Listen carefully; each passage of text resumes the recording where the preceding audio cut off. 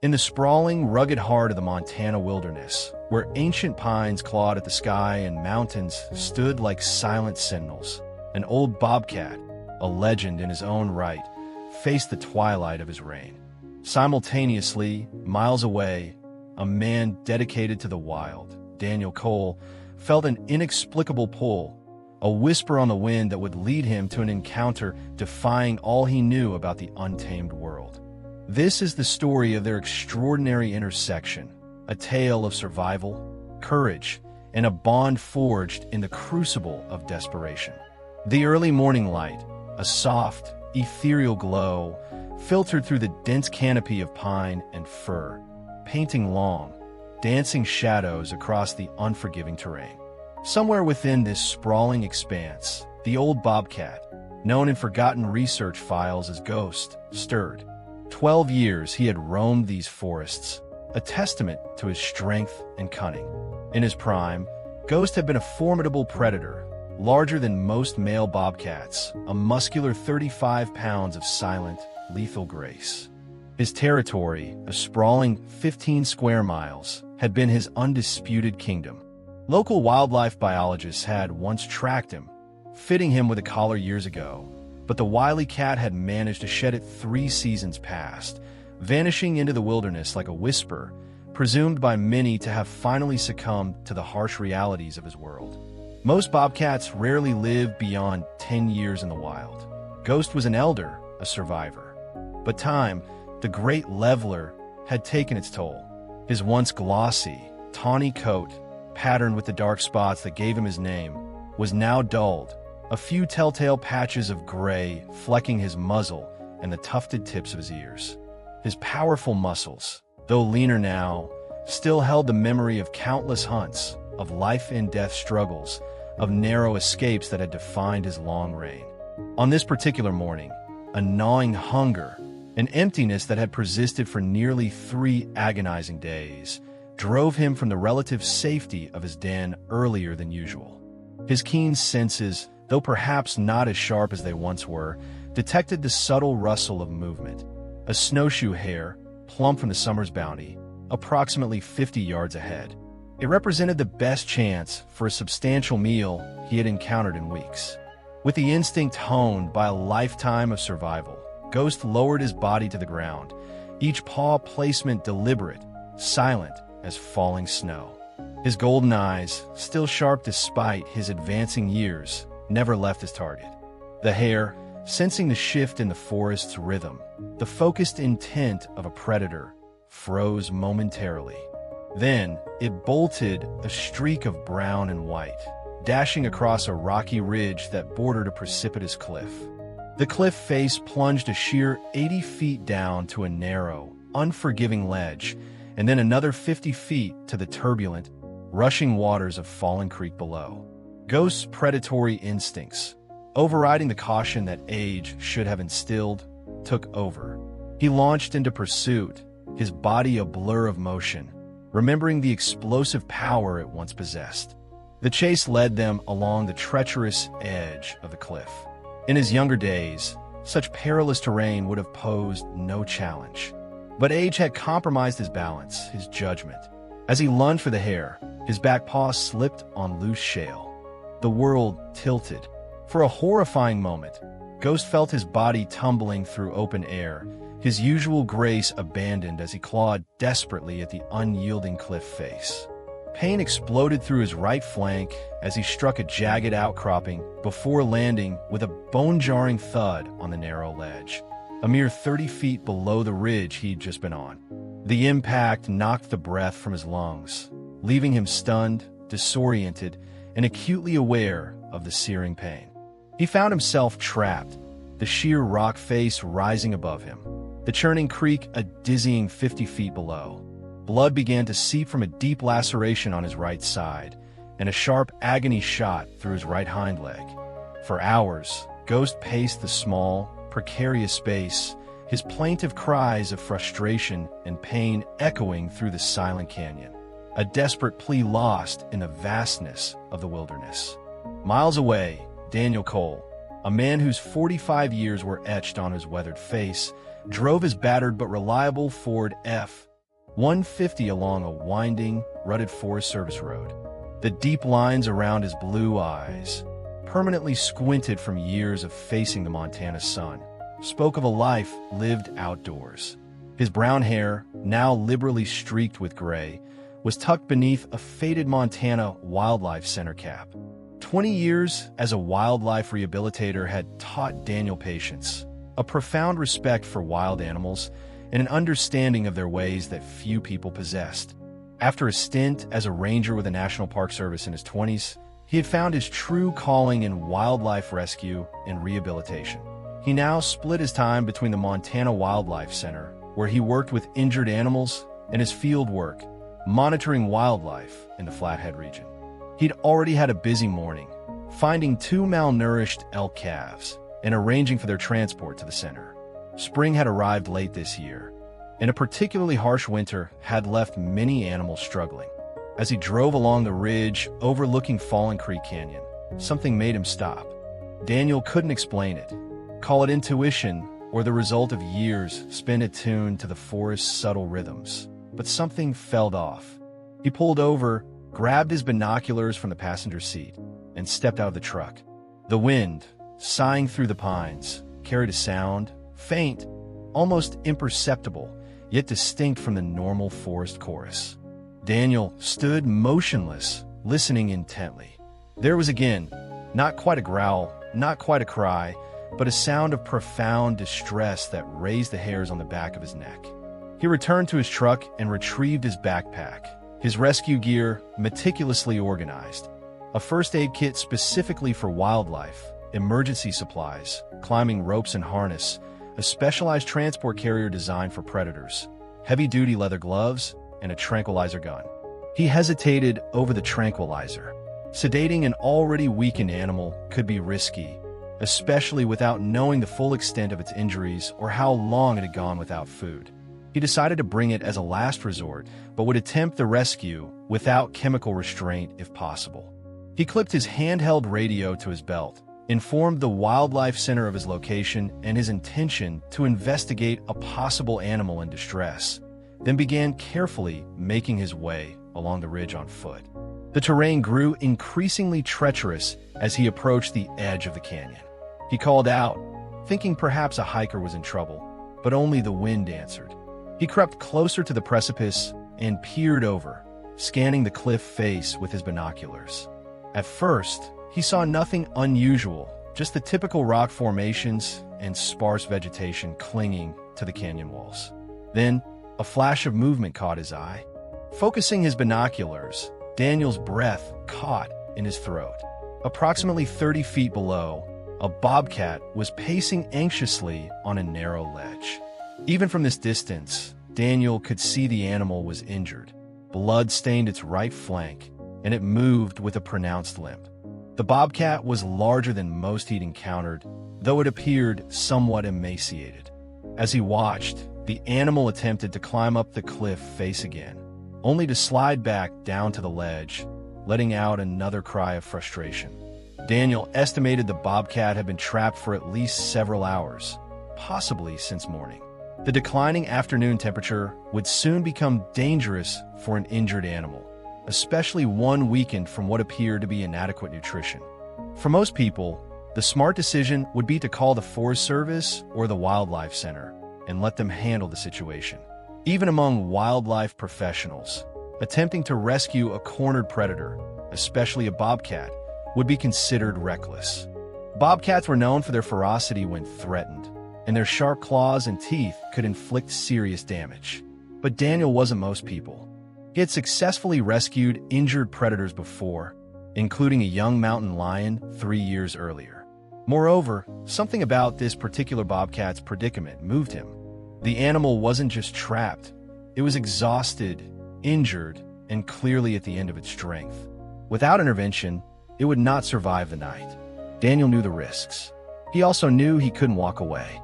After radioing his updated position and his intention to attempt a rescue to the Wildlife Center, he prepared for the climb down.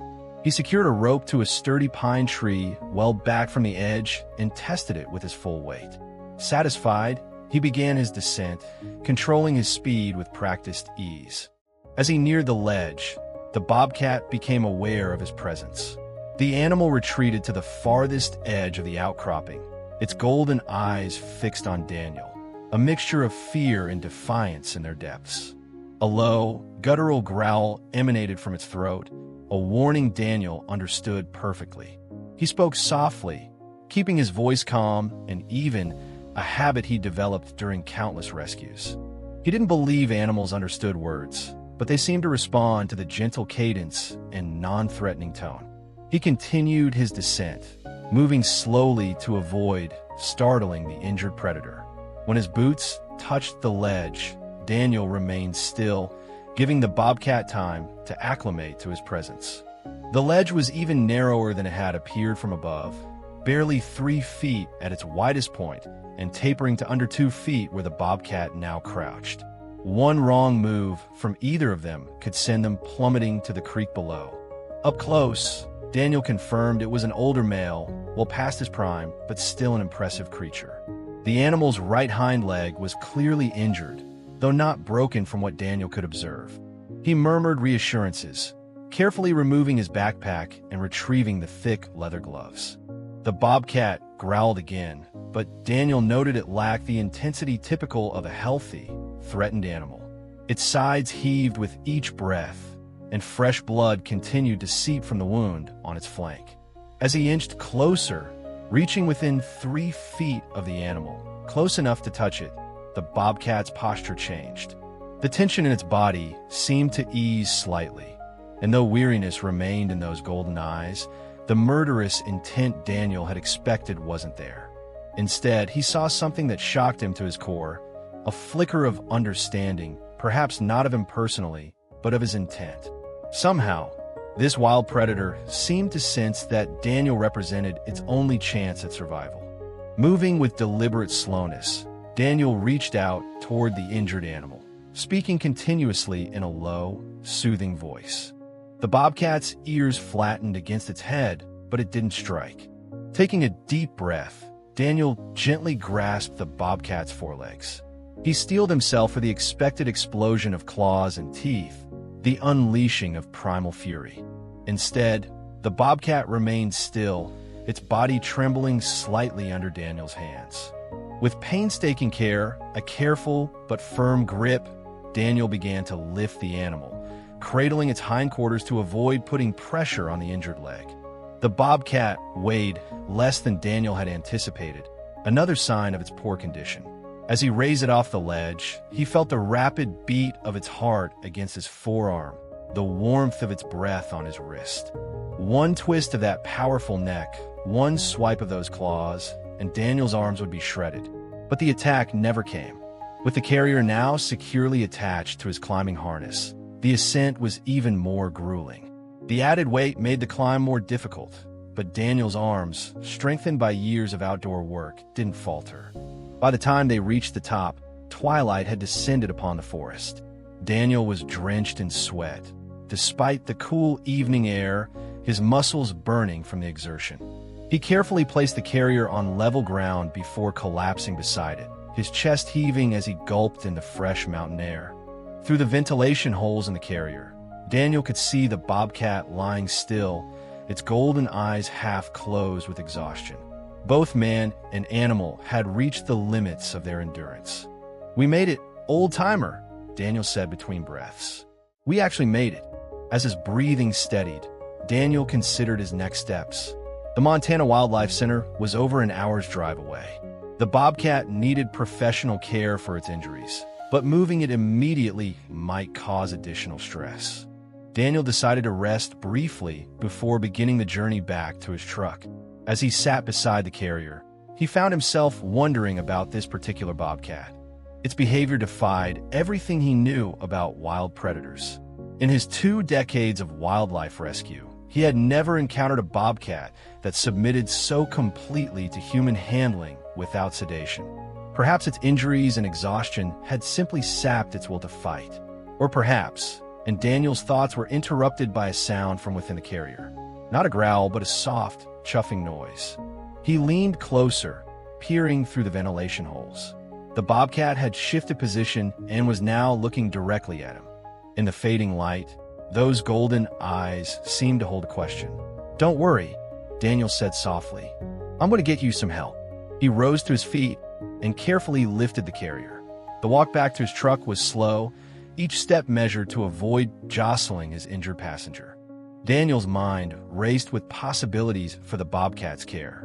Its age and condition would complicate treatment, but Daniel had seen animals recover from worse. If rehabilitation was successful, release back into the wild might be possible, though the animal's age presented challenges for long-term survival. When they finally reached the truck, Daniel secured the carrier in the passenger seat rather than the bed, wanting to keep an eye on the bobcat during the drive. He radioed ahead again to the Wildlife Center, informing them of his imminent arrival with an injured adult male bobcat. As Daniel drove through the darkening forest, he occasionally glanced at the carrier beside him. The bobcat remained quiet, its breathing rapid but steady. Something about this animal had touched Daniel deeply. Perhaps it was the dignity with which it had faced its predicament, or the trust, if that wasn't too human a concept to apply, it had shown during the rescue. Whatever the reason, Daniel felt a connection to this particular creature that transcended his usual professional compassion. The road followed the creek for several miles before reaching a small, remote bridge that crossed to the eastern bank. Daniel slowed as he approached the bridge, noting how the creek had swollen with spring runoff. The normally placid water churned white as it rushed over the rocky creek bed. Halfway across the bridge, a loud, sharp bang startled Daniel as his right front tire blew out. The truck swerved violently. Daniel fought to maintain control on the narrow bridge, his knuckles white on the steering wheel. The steering wheel bucked in his hands as the vehicle slid sideways, crashing heavily against the metal guardrail with enough force to deploy the airbags.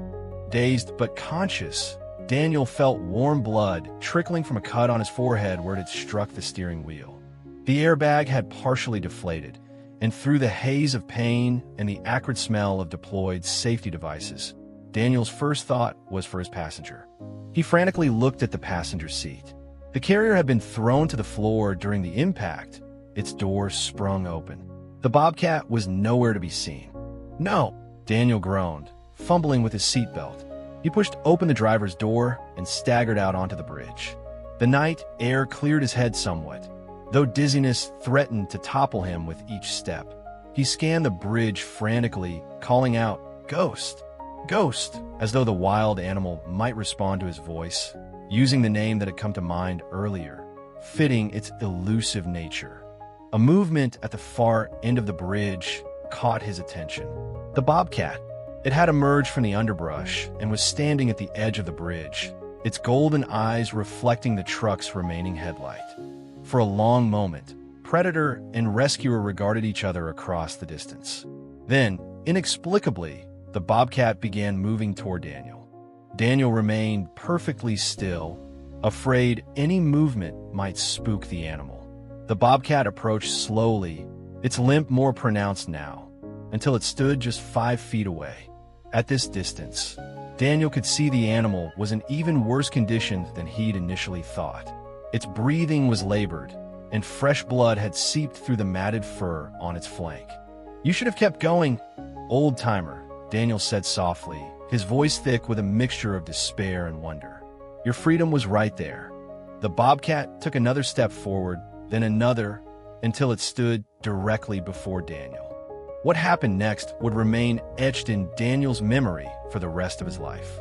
The bobcat lowered its head and gently, almost imperceptibly, pressed its forehead against Daniel's leg. The gesture lasted only a second before the animal stepped back, but its meaning was unmistakable. "I'll be damned," Daniel whispered, tears welling in his eyes, a raw emotion constricting his chest. Whether it was gratitude, trust, or simply the instinctive seeking of help from the only source available, the bobcat had made a choice that defied wild nature. It had returned to the human who had saved it once already. Moving with deliberate slowness, Daniel knelt and extended his hand, palm down, non-threatening. The bobcat tensed but didn't retreat. When Daniel's fingers made contact with the animal's head, it flinched slightly but allowed the touch. "Let's try this again," Daniel said, his voice thick with emotion. "Let's get you some help." Using his jacket as an improvised carrier, Daniel carefully lifted the bobcat, which offered no resistance this time. He placed the animal on the passenger seat of his damaged truck and climbed in beside it. The vehicle was still operational, despite the flat tire and body damage. Daniel drove slowly, hyper-aware of his unusual passenger sitting freely beside him. When Daniel finally arrived at the Montana Wildlife Center shortly after 9 p.m., his appearance caused an immediate stir. Blood had dried on his face from the head wound, and he emerged from the truck cradling a fully conscious bobcat in his arms like an oversized, albeit wild, house cat. "Daniel, what on earth?" Dr. Sarah Carter, the center's head veterinarian and Daniel's colleague of 15 years, rushed forward before stopping short at the sight of the unrestrained predator. Her voice registered her shock. Are you carrying a bobcat without restraints?" "It's a long story, Sarah," Daniel replied, the exhaustion evident in his voice. "But this old guy needs help, and so do I, as it happens." The next few hours passed in a blur of activity. The bobcat, now tentatively named Ghost by Daniel, was sedated and examined thoroughly. Dr. Carter confirmed Daniel's initial assessment: severe dehydration, malnutrition, a deep laceration on the right flank requiring numerous stitches, and a badly sprained right hind leg. X-rays revealed arthritis in several joints and evidence of old injuries, long healed. Blood tests showed the bobcat was approximately 12 years old, ancient by wild bobcat standards. While a nurse cleaned and bandaged Daniel's head wound, Dr. Carter shared her findings. "He's in rough shape, Daniel. Even without the new injuries, his body is just wearing out. Arthritis, dental issues, diminished kidney function, all consistent with extreme old age for his species. The fact he survived this long in the wild is nothing short of miraculous." "Can you help him?" Daniel asked, the hope in his voice palpable. Sarah hesitated. "We can treat the immediate injuries, get him hydrated and fed. But, Daniel, you know as well as I do that releasing a bobcat this old back into the wild would be a death sentence. He's simply not capable of hunting effectively anymore." What remained unspoken was the likely outcome: humane euthanasia, once Ghost was stabilized and comfortable. It was often the kindest option for elderly wild animals unable to survive on their own. "Let me think about it," Daniel said. "He's earned that much." 3 weeks later, Daniel stood on the back porch of his remote cabin, a steaming mug of coffee in his hands, watching the sunrise paint the distant mountains gold. Coffee steam rose from the mug, mingling with his breath in the cool morning air. Spring had finally taken hold, and the forest around his property was bursting with new life. The sound of a screen door opening behind him drew Daniel's attention. Sarah stepped out onto the porch, her own coffee mug in hand. "He ate all of it this morning," she reported, "and he's putting weight back on. The wound is healing cleanly." Daniel smiled. He's a fighter. After that night at the Wildlife Center, Daniel had made an unprecedented request. He asked to take the elderly bobcat home during its recovery period. Sarah had initially refused, citing regulations and safety concerns, but Daniel's argument that euthanasia was the only other option eventually swayed her. With special permits arranged through their connections at the Forest Service and strict protocols for the animal's care, the arrangement was approved. Daniel had converted his tool shed into a spacious, secure recovery space for Ghost. Sarah visited regularly to check on its progress and administer medication. To everyone's surprise, the bobcat was responding remarkably well to treatment. "I submitted the paperwork yesterday," Sarah said, leaning against the porch railing. "If approved, you'll be the first licensed rehabilitator in the state permitted to provide permanent sanctuary care for a non-releasable native wildcat on private property. The committee was impressed by your proposal for the enclosure design." Daniel nodded, his expression thoughtful. "I've already ordered the materials. Once the permit comes through, I can start construction immediately." "You understand what you're taking on, right?" Sarah asked, her tone gentle but serious. He might live another year, maybe two with proper care. That's daily feeding, medication, monitoring. You'll essentially be tethered to this place until he's gone. Daniel met her gaze. I know. What made you decide to do this? Sarah asked. In all the years I've known you, I've never seen you get this attached to a rescue. Daniel was silent for a long moment, his gaze fixed on the distant mountains. When we were on that bridge, after the crash, he began, his voice low. He could have disappeared forever. Freedom was right there for the taking. Instead, he came back to me. He paused, the memory vivid and powerful. That means something, Sarah. I can't explain it, but it means something profound. Sarah didn't argue. She had witnessed the unusual bond between Daniel and Ghost firsthand during treatment sessions. The Bobcat that should have been aggressive and fearful instead displayed a remarkable tolerance for Daniel's presence, even seeming to seek proximity when anxious or in discomfort. Well, the old fellow certainly landed on his feet, Sarah said with a smile.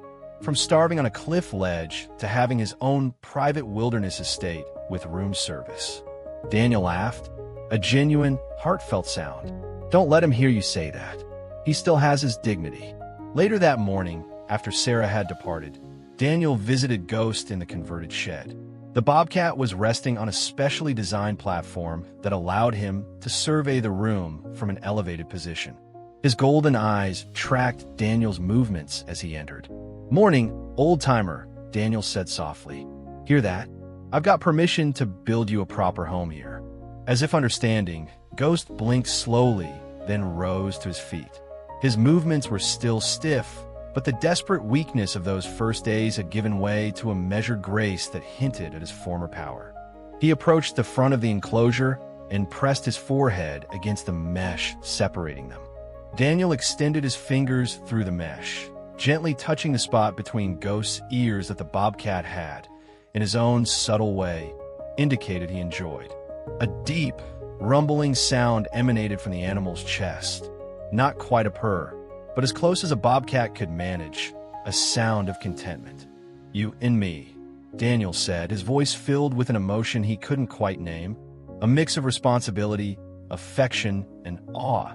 We've got a deal, for as long as you need. Outside, spring sunlight filtered through the pine forest, casting long shadows across the rugged terrain of Montana. Somewhere in this vast wilderness, a younger, stronger bobcat would perhaps claim the territory once ruled by Ghost. Life in the wild continued its eternal cycle of struggle and survival. But here, in this unexpected sanctuary, an aging predator and the man who had twice saved his life had forged something rare and precious, a connection that transcended the natural boundaries between wild and tame, predator and human. The wildlife rehabilitator smiled. Some rescues changed the animal. The best ones, Daniel reflected, changed them both, leaving an indelible mark on the hearts of all involved.